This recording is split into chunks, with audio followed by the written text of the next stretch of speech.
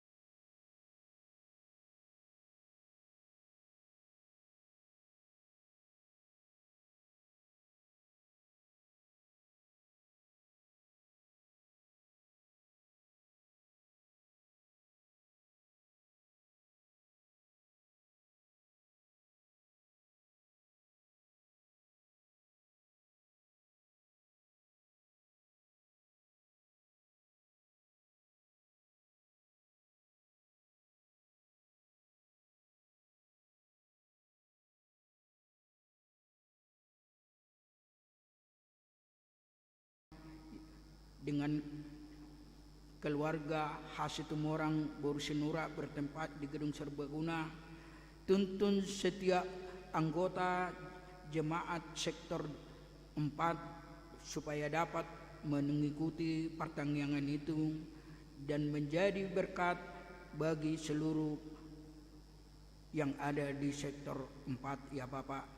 Begitu juga dengan penelaan Alkitab yang akan dilaksanakan pada hari Kamis dengan yang diadakan oleh perempuan.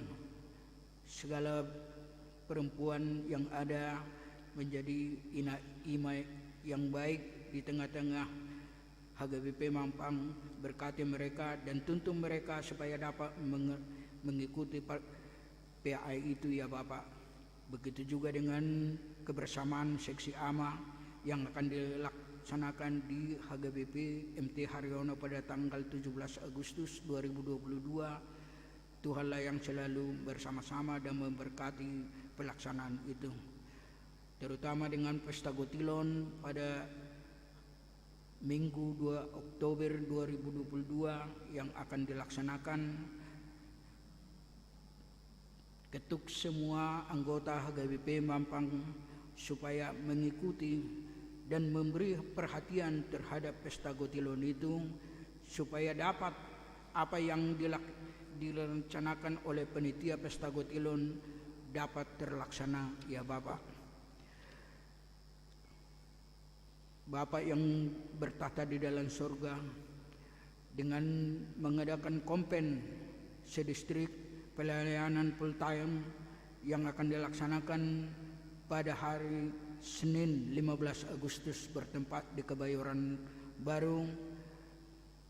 Bapaklah yang bersama-sama dengan seluruh pelayanan full time supaya menjadi kekuatan di dalam HGBP yang ada di dunia ini. Begitu juga dengan pertukaran pelayanan sedistrik DKI Jakarta.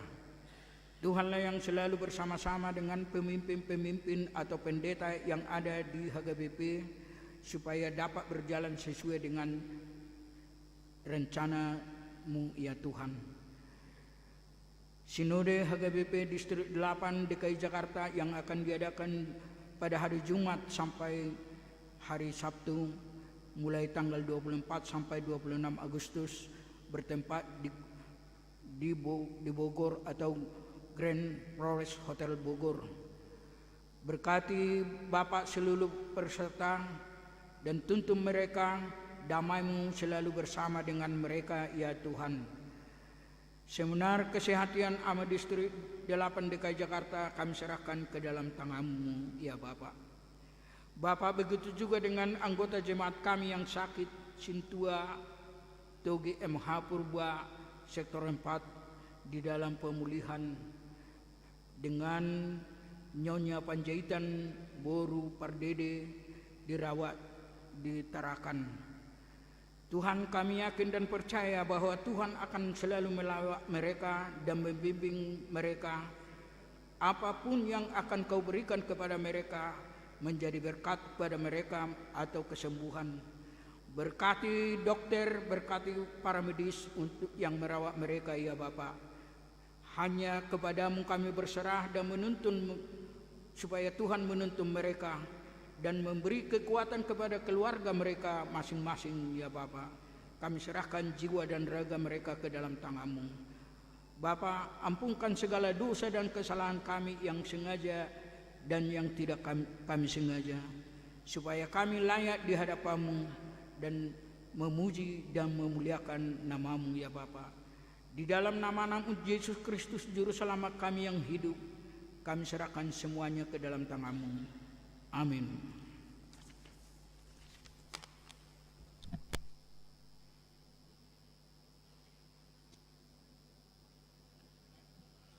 Sambil bernyanyi buku nyanyian nomor 238, kita mengumpulkan persembahan kita 1A dan 1B.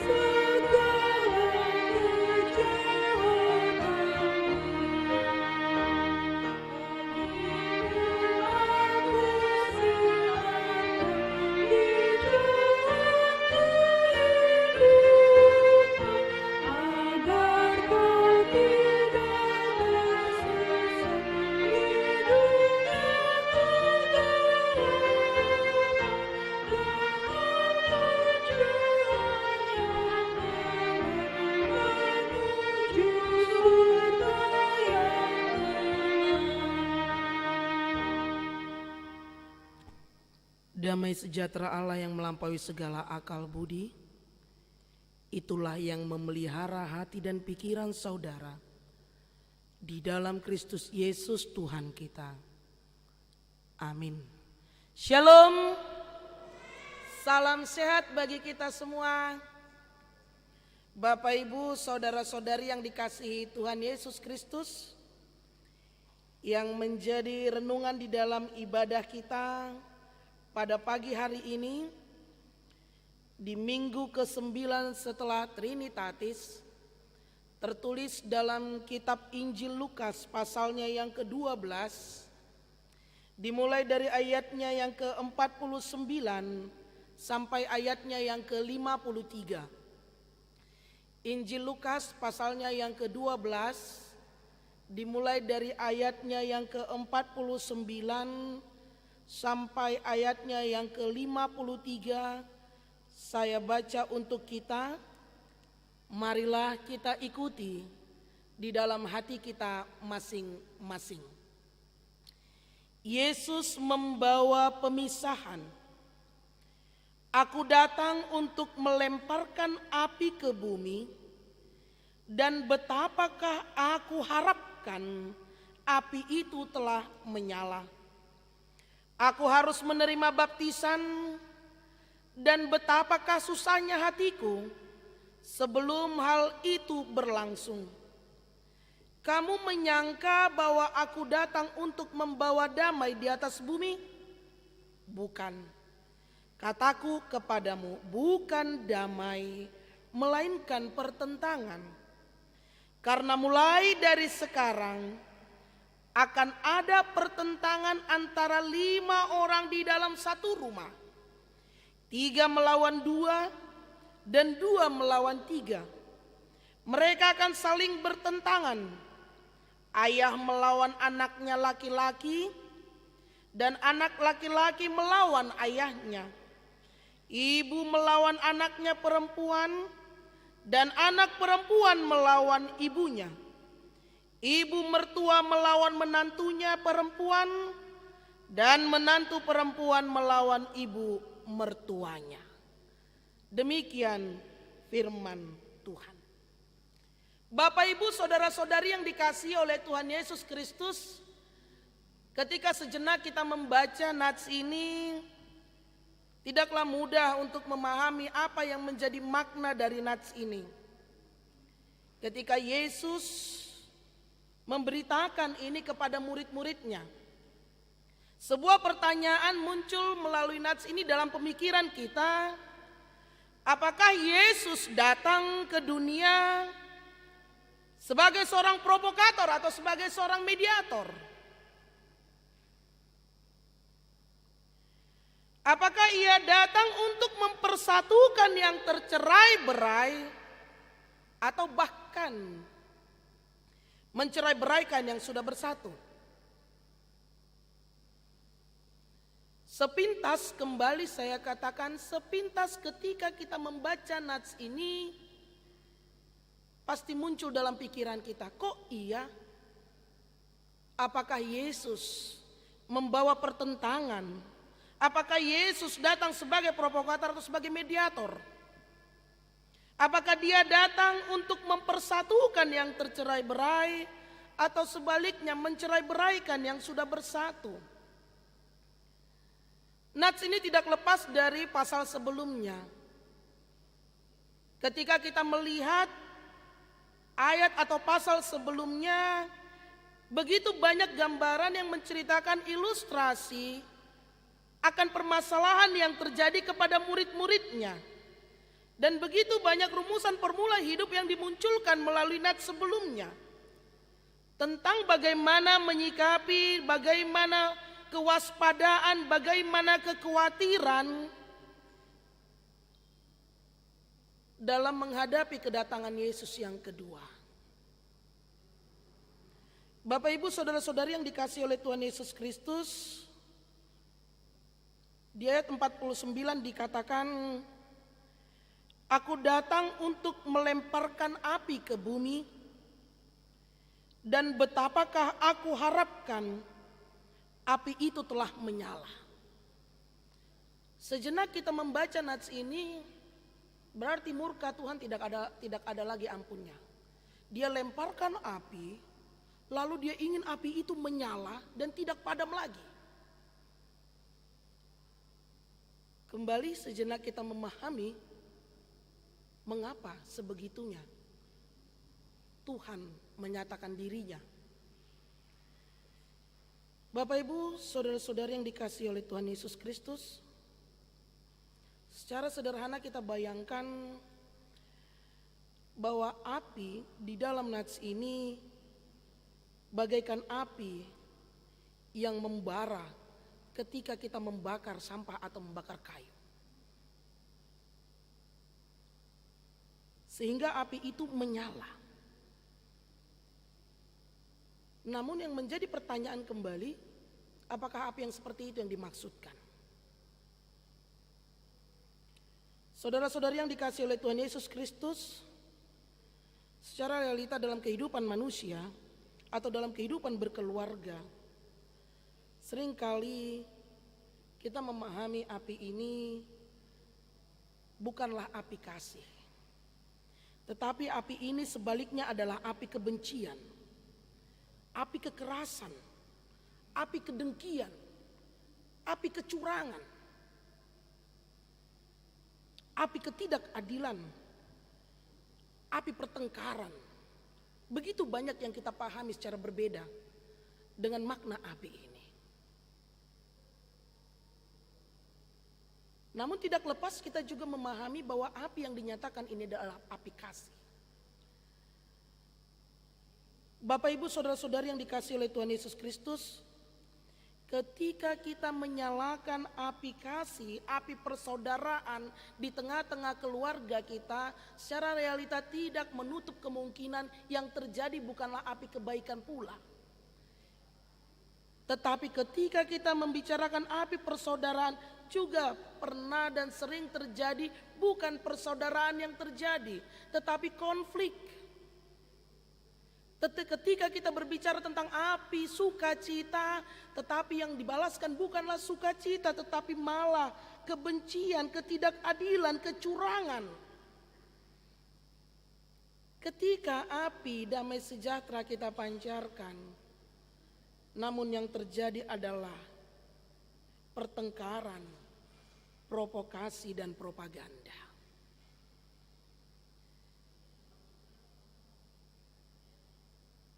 Tetapi mari kita pahami dalam teks firman, apapun ceritanya, dalam firman Tuhan ini ingin mengingatkan kita untuk menyalakan api kasih, untuk menyalakan api kemerdekaan, api pembebasan, bukan api kebencian. Secara alkitabiah kita dapat menilai ada dua pemahaman tentang api. Ketika kita merayakan tentang Pentakosta, itu juga dilambangkan dengan api. Api Pentakosta itu lambang Roh Kudus yang penuh dengan semangat dan sukacita yang menyala-nyala untuk bagaimana mengkobarkan hidup orang percaya. Di peristiwa Pentakosta arti api dilambangkan dengan semangat yang berkobar-kobar di dalam penerimaan dan pencurahan Roh Kudus. Tetapi ada pula dalam kitab Injil juga dikatakan, Lukas 3 ayat 16 sampai ayat yang ke-17, dikatakan demikian, bahwa api juga melambangkan kuasa Allah untuk memurnikan sekaligus membersihkan umatnya. Dan api inilah yang ingin dimaksudkan di dalam nats ini, bahwa api yang dilempar ke bumi ialah api yang memurnikan. Api yang dilempar ke bumi adalah api yang membersihkan. Api yang dilempar ke bumi adalah api yang mentahirkan umatnya. Api yang dilemparkan ke bumi adalah api yang memisahkan umat yang percaya, akan ia tempatkan pada tempat yang semestinya, dan sebaliknya bagi umat yang tidak percaya atau menolaknya akan memiliki tempat yang semestinya pula.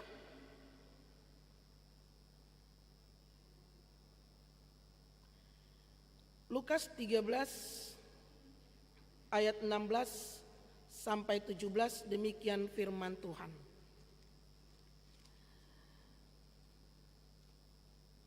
Yohanes menjawab dan berkata kepada semua orang itu, "Aku membaptis kamu dengan air, tetapi Ia yang lebih berkuasa daripadaku akan datang dan membuka tali kasutnya pun aku tidak layak. Ia akan membaptis kamu dengan Roh Kudus dan dengan api." Alat penampi sudah di tangannya untuk membersihkan tempat pengirikannya dan untuk mengumpulkan gandumnya ke dalam lumbungnya, tetapi debu jerami itu akan dibakarnya dalam api yang tidak terpadamkan. Yesus melalui nats ini memberikan gambaran api untuk memurnikan dan api itu untuk membersihkan milik Allah. Api untuk memurnikan dan membersihkan milik Allah. Karena itu Bapak Ibu saudara-saudari yang dikasihi oleh Tuhan Yesus Kristus, sudah pasti kedatangan Yesus adalah untuk menyelamatkan dunia. Kedatangan Yesus adalah untuk menyelamatkan dunia. Bukan untuk memprovokasi, bukan menjadi provokator, tetapi Dia datang untuk menyelamatkan dan menjadi pendamai di tengah-tengah dunia. Dia datang untuk menjadi keselamatan di tengah-tengah dunia. Keselamatan yang menjadi kedatangan Yesus tidak menutup kemungkinan dan tidak bisa kita pungkiri bahwa Dia juga akan melakukan tugasnya sebagai hakim. Tugasnya sebagai hakim adalah untuk menyaring dan memurnikan dan memisahkan milik Allah. Seperti yang tadi saya katakan, kedatangannya untuk memisahkan milik Allah. Bagi dia yang taat dan percaya, dia akan menerima dan menempatkan pada posisi yang sesungguhnya. Dan sebaliknya, ketika dia tidak loyal dan tidak taat kepada Allah dan menolak Allah, maka ia pun akan ditempatkan, disaring sesuai dengan pada posisinya. Dan api pemisahan inilah yang menjadi penderitaan bagi manusia. Seperti judul perikop itu, bahwa api penderitaan itulah yang menjadi, api pemisah itulah yang menjadi penderitaan bagi manusia. Kenapa menjadi penderitaan? Kembali kita tegaskan, penderitaan bagi orang yang tidak percaya akan mendatangkan malapetaka.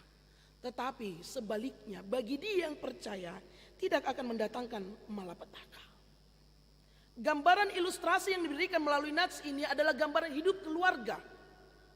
Itu dapat kita lihat bagaimana gambaran hidup keluarga yang terpecah. Bagaimana gambaran hidup keluarga yang memiliki pergumulan yang besar.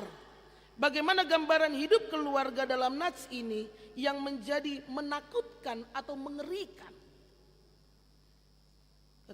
Ketakutan dan kengerian yang seperti apa dalam nats ini dikatakan di Lukas pasalnya yang ke-12, dimulai dari ayatnya yang ke-52 sampai ayatnya yang ke-53. Karena mulai dari sekarang akan ada pertentangan antara 5 orang di dalam satu rumah, 3 melawan 2 dan 2 melawan 3. Mereka akan saling bertentangan. Ayah melawan anaknya laki-laki, dan anak laki-laki melawan ayahnya. Ibu melawan anaknya perempuan, dan anak perempuan melawan ibunya, ibu mertua melawan menantunya perempuan, dan menantu perempuan melawan ibu mertuanya. Sesungguhnya ilustrasi ini sangatlah mengerikan. Walaupun kita katakan seorang anak perempuan pasti pernah berantem dengan ibunya. Seorang anak laki-laki juga pernah berantem dengan ayahnya. Nah, masuk lagi. Seorang ibu mertua berantem melawan menantunya, dan sebaliknya menantu melawan ibu mertuanya. Saling mengecilkan, saling menjatuhkan, saling mempengaruhi untuk mencapai kebenaran atau pembenaran masing-masing. Pendapat orang tua lebih benar daripada pendapat anaknya dan wajib untuk didengarkan. Pendapat ibu lebih benar daripada pendapat menantunya, wajib untuk dilakukan. Dengan melabelkan, mengatasnamakan, saya sudah orang tua. Orang tua yang memaksakan keinginannya supaya bisa diwujudkan melalui anaknya, sementara itu bertolak belakang dengan anaknya. Dengan melabelkan, saya adalah orang tuamu. Pemimpin yang memaksakan keinginannya untuk bisa dituruti oleh bawahannya, dengan melabelkan, saya adalah pemimpinmu. Banyak yang terjadi, dan sesungguhnya ini adalah sesuatu yang sangat mengerikan secara logika dan akal hidup manusia. Tentunya kita tidak menginginkan ini terjadi. Bagaimana supaya ini tidak terjadi di dalam satu kehidupan keluarga? Di dalam satu kehidupan keluarga yang memiliki perbedaan dan tujuan arah, yang memiliki iman yang berbeda, yang memiliki pertentangan di dalam kehidupan sehari-hari. Inilah yang ingin dinyatakan Allah dalam kebenarannya. Dia datang hanya untuk menyaring dan memisahkan miliknya dengan yang bukan miliknya. Tidak pernah mungkin kita ingin memiliki yang bukan milik kita. Tidak pernah kita mau mengambil yang bukan milik kita. Tetapi bagaimana kita menjaga apa yang menjadi milik kita? Demikian juga dengan Tuhan. Dia mau menjaga, Yesus mau menjaga apa yang menjadi miliknya. Dan itu dia nyatakan dengan kebenarannya kepada orang percaya dan memerdekakan bagi yang mengikutinya.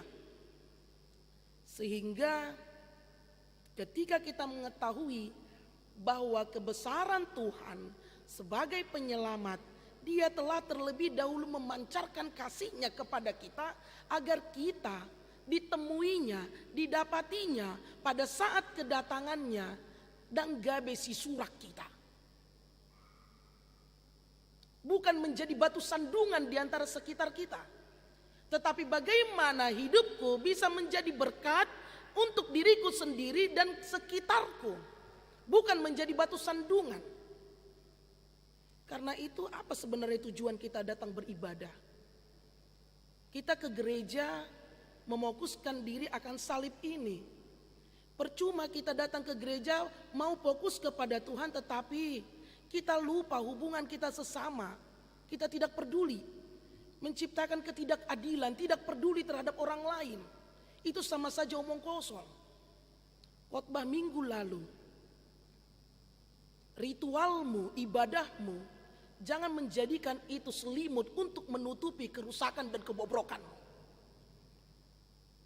Kita bernyanyi, tetapi kanan kiri kita berbicara.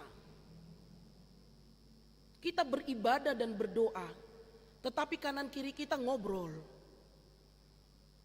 Itu sama saja kosong. Ritualmu menentukan aktualmu. Jangan pernah jadikan ritualmu untuk tameng atas aktualmu. Pada saat itulah Tuhan datang sebagai hakim yang menyatakan kebenarannya di dalam hidup manusia dan memerdekakan akan pembebasan kita bagi kita yang melakukannya, maka kita akan dengan setia Maranatha. Datanglah ya Tuhan, inilah aku dan aku sudah siap. Bukan lagi kita dikejar-kejar dengan ketakutan, tetapi kita telah terlebih dahulu mempersiapkan diri kita untuk menyambut kedatangannya. Sama halnya, kedatangan Tuhan tidak lagi bisa menyatukan siang dan malam. Itu jauh berbeda. Bagaikan minyak dan api itu minyak dan air itu jauh berbeda. Api dan air pun tidak bisa menyatu. Yang pasti akan mematikan. Kedatangannya untuk menyatakan kebenarannya di dalam mengikuti Dia. Karena itu kita terpanggil untuk bagaimana kita memilih, memutuskan mengikut Yesus secara total dan bukan mengikut Yesus secara panggung sandiwara. Mengikut Yesus secara total, beribadah kepada Dia, demikian juga aktual dalam kehidupan sehari-hari. Itulah sesungguhnya salib ini. Salib ini tidak hanya sebatas pikiran kita, sudut pandang kita hanya sebatas mati Yesus di kayu salib selesai. Tidak. Tetapi salib ini fokus kita kepada Dia dan aktual kita terhadap sesama. Tidak akan pernah ada manusia yang hanya fokus kepada Tuhan saja, tidak. Tetapi yang kau perbuat kepada Tuhan, itu akan diaktualkan dan nyata kebenarannya dengan sekitar kita. Karena itu bagaimana kita mengikut Tuhan secara total, bagaimana kita mengikut Tuhan secara murni di dalam memandang dan melihat salib Yesus. Keturutsertaan kita dalam penyembahan kita secara total kepada Tuhan akan tampak dalam perbuatan kita di tengah-tengah kehidupan kita. Itu akan memerdekakan kita. Tapi sebaliknya, jikalau kemunafikan, kebohongan yang terjadi dalam kehidupan kita, songon nebedia kita tumar minggu, songon naringgas kita martangiang, ale pangalohota sumar, rotak. Itu sama saja kita berbohong terhadap Tuhan. Tetapi bagi Tuhan tidak ada yang tersembunyi. Totallah, loyallah, ikutlah Dia. Karena yang akan kita terima adalah sukacita, damai sejahtera. Walaupun banyak orang badioko inna, sok suci inna. Tetapi mari, tidak akan pernah ada kesia-siaan ketika kita mengikut Yesus dan kita melakukannya dalam kehidupan kita sehari-hari. Tetapi akan menjadi kesia-siaan ketika ikut Yesus itu kita jadikan senjata kita, selimut kita untuk menutupi kekurangan kita, untuk menutupi kebohongan kita. Ya Tuhan, berkatilah hidupku. Tapi ulauna membuat orang sakit hati.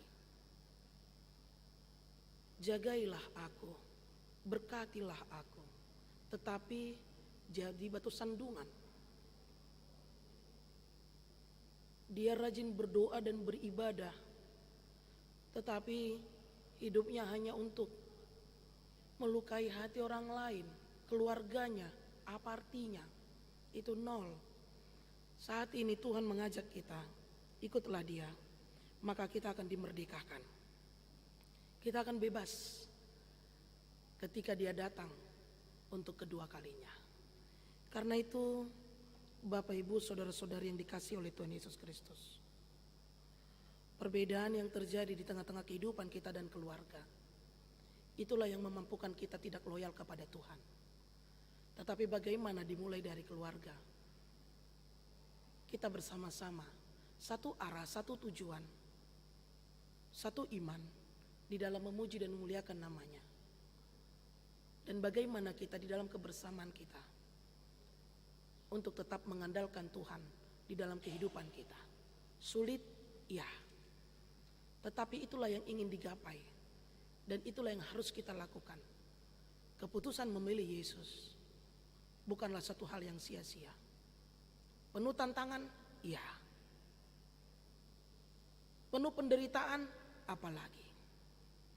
tetapi bagaimana Dia mendapati kita ketika Dia datang. Dia melihat kita setia dan taat. Karena itu ada 3 hal yang ingin disampaikan Tuhan melalui nats kita pada pagi hari ini. Tidak jemu-jemu saya mengatakan, selama napas ini berhembus, begitulah silih berganti kehidupan menghiasi diri kita. Baik suka maupun duka, tawa tangis, pergumulan, kesuksesan, keterpurukan, itu akan terjadi dalam kehidupan kita. Karena selama kita hidup, itu pasti ada. Silih berganti akan menghiasi kehidupan kita. Tetapi sebaliknya ketika napas ini tidak berhembus, maka itu tidak akan pernah ada lagi. Karena itu selama napas ini masih berhembus, silih berganti akan menghiasi kehidupan kita. Dan yang kedua yang ingin dikatakan oleh Yesus melalui nats ini,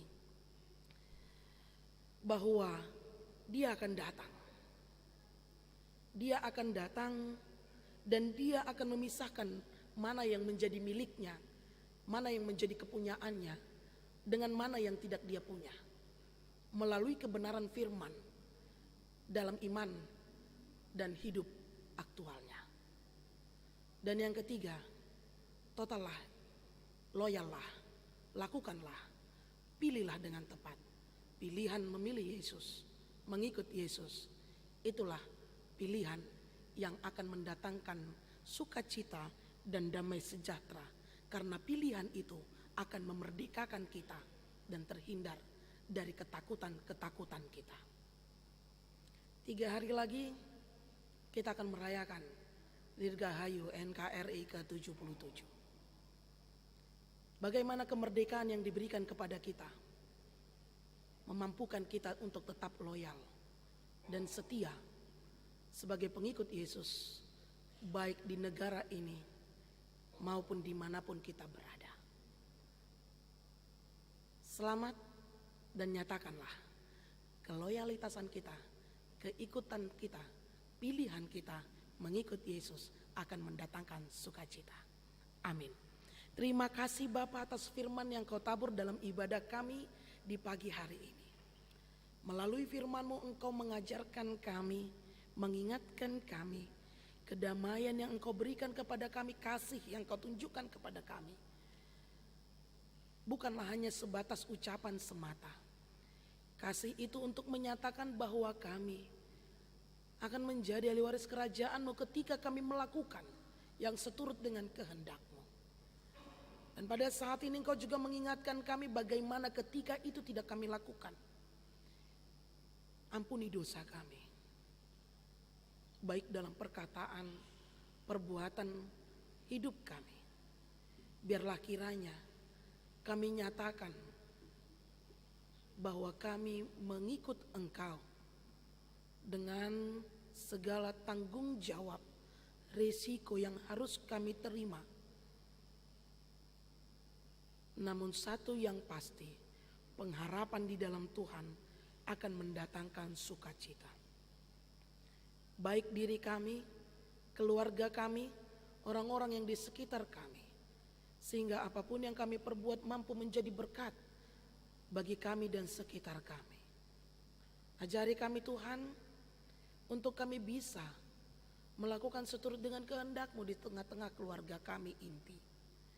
Di tengah-tengah pelayanan kami, tugas dan tanggung jawab kami sebagai seorang ayah, sebagai seorang ibu, dan sebagai anak, sebagai pelayan, sebagai pekerja, dimanapun kami berada, baik di kantor maupun di lapangan.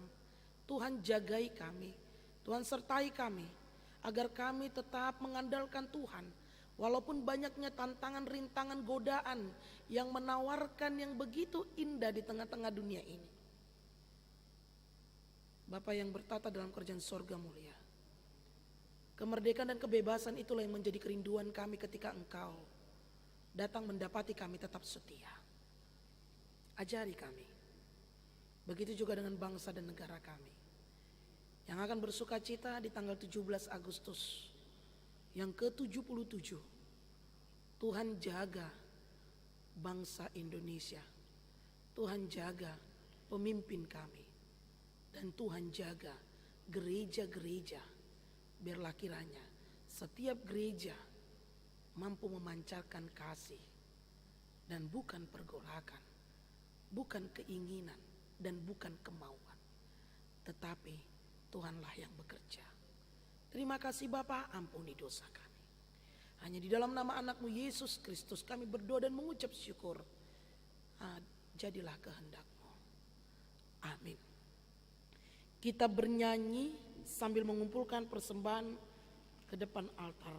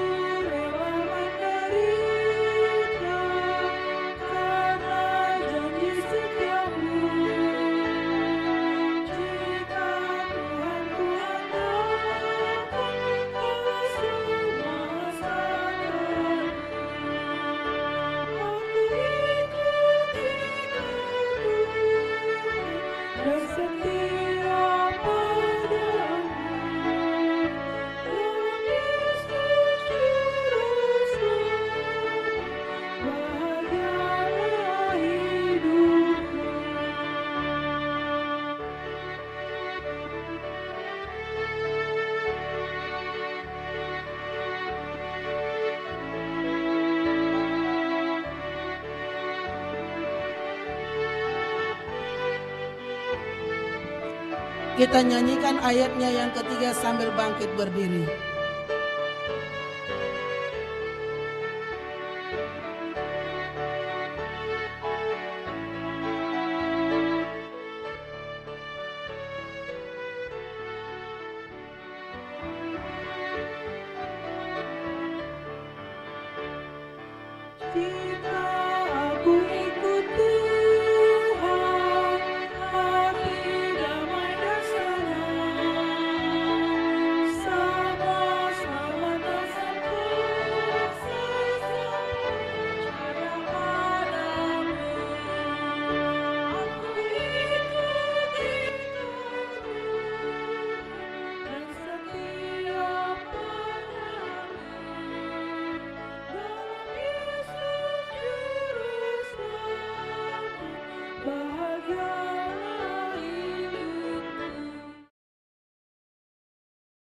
Kita berdoa untuk menyerahkan persembahan kita kepada Tuhan.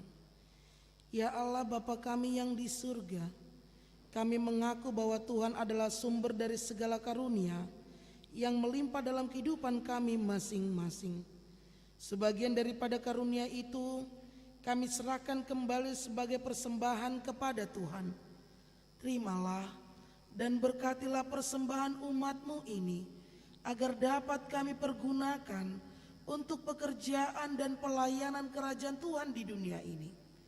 Bukalah hati kami untuk mengenal betapa banyak berkat dan karunia yang kami peroleh dari Tuhan, supaya kami senantiasa bersyukur kepadamu di dalam nama Yesus Kristus Tuhan kami.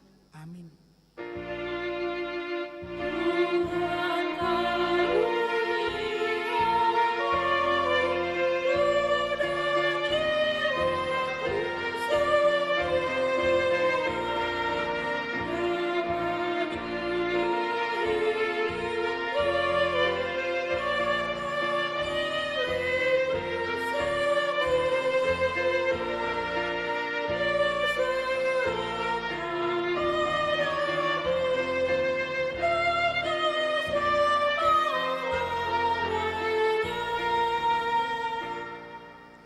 Bapa kami yang di surga, dikuduskanlah namamu, datanglah kerajaan-Mu, jadilah kehendak-Mu di bumi seperti di surga.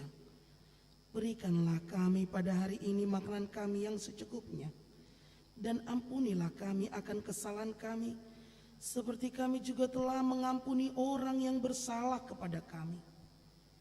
Dan janganlah membawa kami ke dalam pencobaan, tetapi lepaskanlah kami daripada yang jahat.